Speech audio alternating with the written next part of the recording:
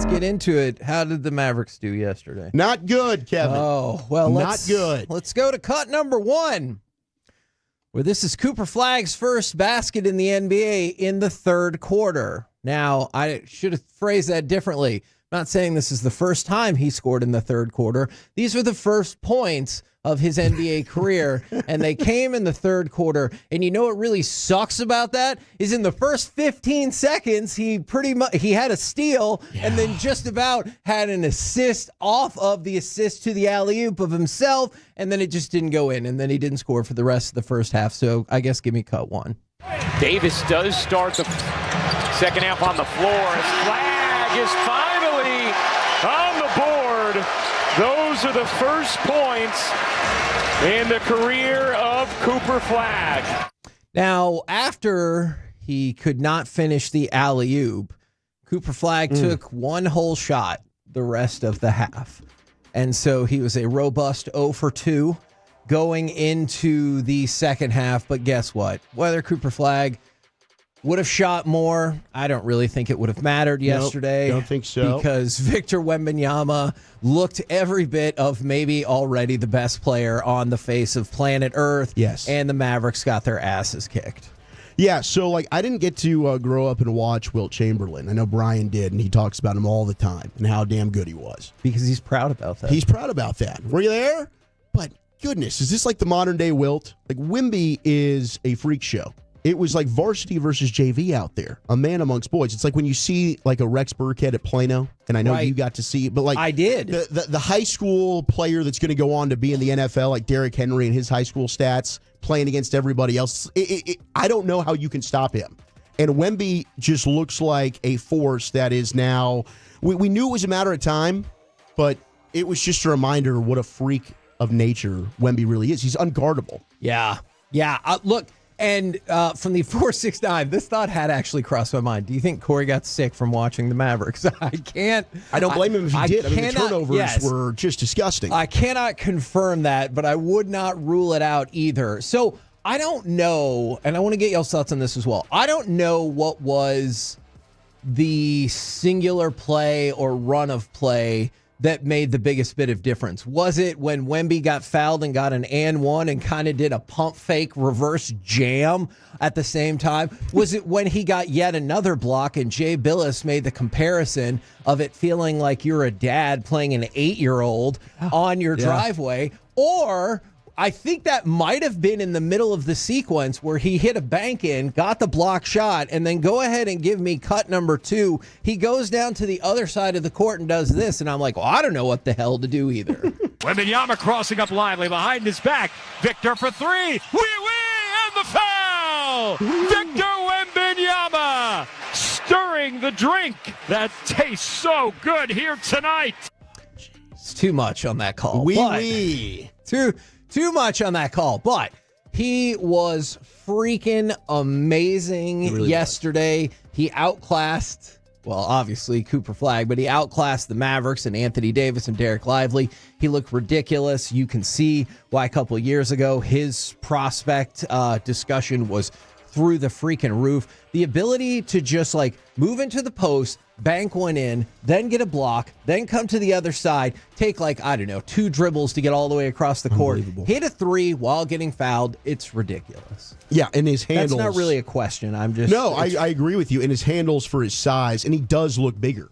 Like we had the report that he grew 2 inches. I was like, oh, whatever. That's a ball sack report. No, he did look bigger. Yes. And I thought Lively had played well against him throughout his career. Including that very first game. But no, there was nobody. And really, it was just the sloppiness that the Mavericks played. I'm not going to overreact to Cooper's debut. If you look at it side by side, it's almost exactly the same as Luka. It is. So I think Cooper's still going to be fine. I do think I underestimated their ability to overcome not having a true point guard, because I don't think Jaden Hardy's any good.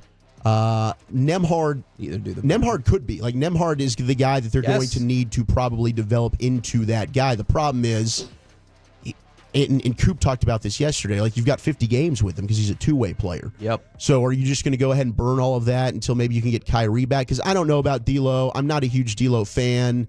Is that a defensive issue or just in general? Well, they clearly don't want to play him, but also, I mean, I don't know. Like, he is more of I'm going to create my own shot than he is a facilitator. So I really think they need like a maestro. Like, you need that true point guard to kind of be the puppet master for the bigs. That would be Kyrie.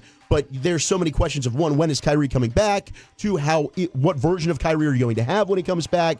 So there's a lot of talent, but I don't think you've really got anybody to maximize the skill set of everybody around you. And to ask two rookies, Cooper Flagg and Ryan Nembhard, to kind of slide in and facilitate the action, it's a big ask. From the 214, it's one effing game. Here's a reminder. The opening segment is your complete overreactions to the Mavs season opener. And it's one effing game, though, Kevin. Yeah, come on. I mean, it is. Take a chill pill, dude. From the 214, Victor Wembanyama is better than Cooper Flagg. Sure. I don't think anyone was debating that going into the season. Wemby better than Flagg? Yeah. Are you freaking kidding? I feel like everybody was on board with that. And the thought was already that even coming off of the thoracic outlets surgery and syndrome, that he was already primed and was already a top 10 player. I don't think anybody was arguing that about Cooper Flagg, but he looked freaking unbelievable. Unbelievable. Now for Cooper Flagg. This is what I was worried about. I know we talked about it some in Crosstalk. This is what I was worried about the idea of him being a point guard or the primary point guard for the team. Now, again, you can say one freaking game, but that's why it's complete overreactions to the Mavs opener. And I appreciate Cooper Flagg is usually like very straightforward. And he was talking about how he played and he goes, not great. Yeah. Obviously, didn't play incredibly well, but I have to move past it, turn our focus and start getting ready for Friday. My issue in the first half primarily, and by the time he started scoring in the second half, it felt like essentially midway through the third quarter, the game was over. My primary issue with it was he was way too passive in terms of taking charge of the offense. There were multiple threes that I thought he could have taken. If you don't want him just taking threes and you want him to be able to cut into the paint, I thought he had a couple opportunities for that. Sure. Though if Stephen Jones, they pay their players too. Yeah. If we're giving him some credit, twice when he moved to the basket pretty easily, there was Wemby there as a brick wall to get him the hell out of there. Well, then when he went on his run, I think it was towards the end of the third quarter, Wemby was on the bench. So clearly, I do think just the impact of Wemby's presence probably was, even he was suffocating defensively. Sure. It's unbelievable. I mean, he's a tarantula. It's like the guy is, who's Mr. Fantastic? Yes, who can stretch. All of a sudden, he's just the wingspan. I mean, it's just unbelievable his ability to gain ground with how long he is. You're right, because there's a kind of a range, Alec, where I'm like, well, you shouldn't be able to block that shot from there. And I'm like, that person is too far away. Yeah. And then even one of Wemby's blocks was coming around from the backside, and I'm like, well, what the hell are you supposed to do about that? I felt like after last night, all the hype surrounding him still somehow wasn't enough. Because, like, to your credit, what you were saying about some of the blocks he was making, some of the plays, like, if healthy Anthony Davis can't stop Wemby in any of his mid-range bag, nobody in the league can. Yeah. Like, nobody can. Because I don't even think they were doing anything necessarily wrong defensively against Wemby for most of the night. Some of when he was attacking the rim, I would have liked to see some better spacing and some better positioning.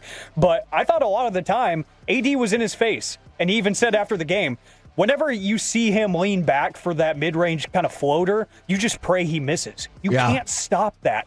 Like, the hype somehow wasn't enough, because watching him, even after the first quarter, I was like, this is going to be a 40-point night, because nobody can get in his face. And the whistle for him was great, too. He was drawing lots of fouls, got them in foul trouble early, and it was just all San Antonio from that point. Yeah, it was unbelievable. I also, if we're talking about defense, I wanted to give a shout out to Stephon Castle. I thought he was doing a really good job, especially earlier in the game as the primary defender consistently on Cooper Flagg. I thought he did a fantastic job as well. He is the reigning rookie of the year. But just remember, it's one game. It's very similar, almost exactly the same as the opening game that Luka had, and Cooper Flagg is the youngest player in the NBA.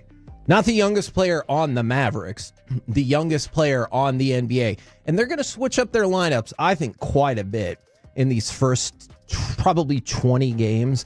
And I'm curious. No doubt. Yeah. That's Jason Kidd's MO. That's he true. He does it every year, and we would get frustrated about it. Like some of his closing lineups. Like This who year was I starting get five it. to end Yeah. the game. Yeah. But he would be mixing. I mean, CA would always talk about that. Like he's mixing and matching to try and figure out, hey, if you get to postseason time and in the second half of the season, who are the guys I can really rely on? But I think you're spot on there. I mean, I'm not as worried about Cooper.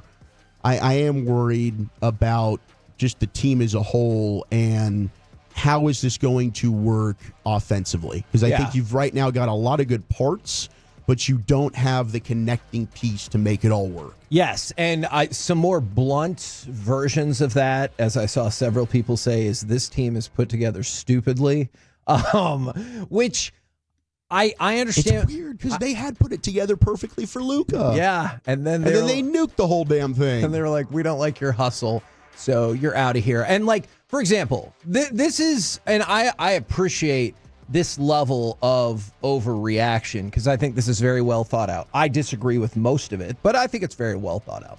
The big issue with Flagg is he doesn't have the handle to ever be a primary shot creator on offense.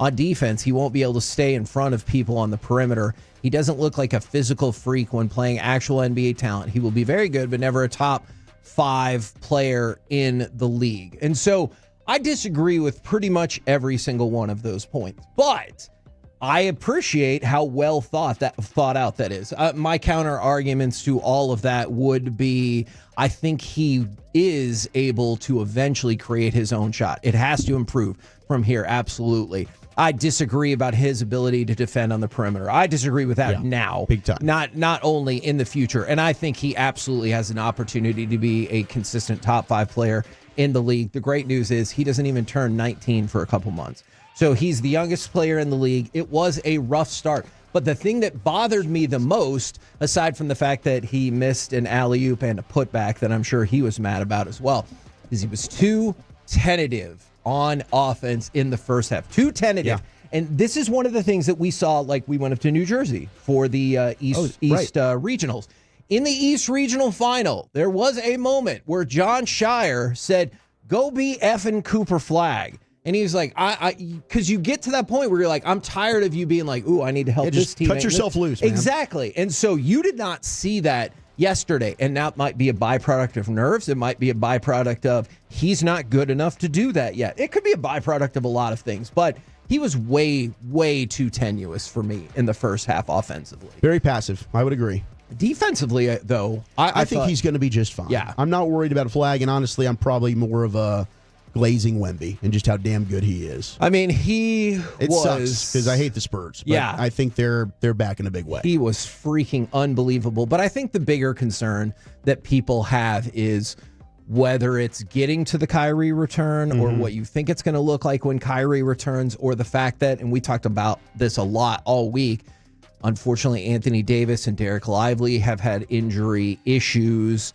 And then Daniel Gafford wasn't able to go last night. You worry about his health. And so if this team can stay healthy, great. I think they could be really good. But, like, what is that based on? Yeah. Like, what leads you to believe that that's what's going to happen? It's just the roster on paper. Yeah. You're like, oh, Anthony Davis is a good player. P.J. Washington is a good player. Derek Lively, I love. I'm a big Derek Lively stan. Gafford out, but we know Gafford's a good player when he's back healthy. They are really deep. Like, on paper, this is a talented team, but I mean, didn't Dwight Powell getting as many minutes as he got? I get it. Anthony Davis got into foul trouble early, and there were some questionable decisions by Jason Kidd night one as well. Was it the final 2 minutes? Yes, like him out there and just risking that, and Wemby going to work down low in the post, and then AD getting that fourth foul. But Dwight Powell having to play as many minutes as he did was a problem. And just the lackadaisical, it felt like they were going through the motions like a preseason game.